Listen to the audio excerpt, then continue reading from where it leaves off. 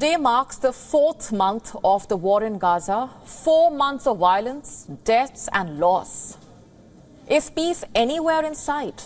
Are there any chances of the war winding down?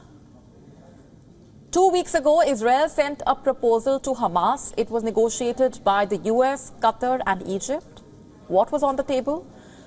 A 6-week truce for the release of all civilian hostages, and in return of every hostage, Israel would free Palestinian prisoners. Now Hamas has responded.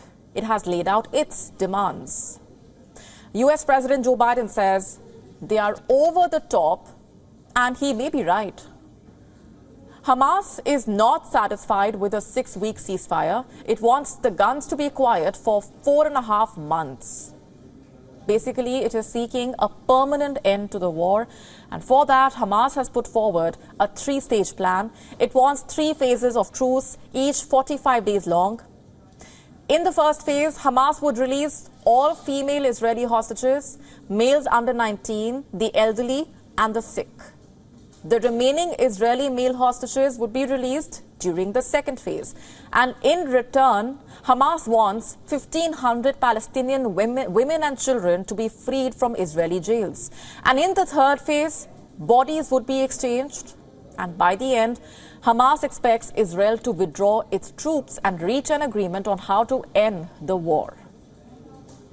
Now, these are some tall demands. The question is, will Netanyahu agree to them? Slim chance. But here's the thing, at least a quarter of the hostages held by Hamas have already been declared dead. And since when has Netanyahu cared about hostages anyway? One thing that can get him to even consider Hamas's proposal is the increasing pressure from Israelis, those who have been pushing and protesting for the release of their loved ones. They want Netanyahu to cut a deal, no matter what the price is. But the Israeli Prime Minister's coalition is telling him otherwise. The parties have threatened to quit, in fact, if the cost for the hostage deal is too high. It's a double whammy for Netanyahu. And as of now, Israel has made no comments about Hamas's counter-proposal, but Biden has tried to give it a positive spin. He says some movement is better than none, and that the Hamas proposal highlights its willingness to negotiate. Listen to this. There is some movement, and I don't want to,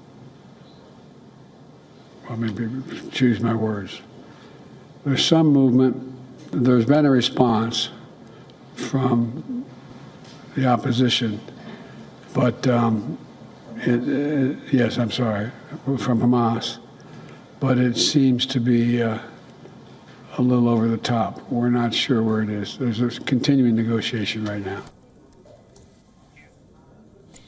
Meanwhile, U.S. Secretary of State Antony Blinken is in Israel. He met the Prime Minister Netanyahu and some key officials in the Israeli war cabinet.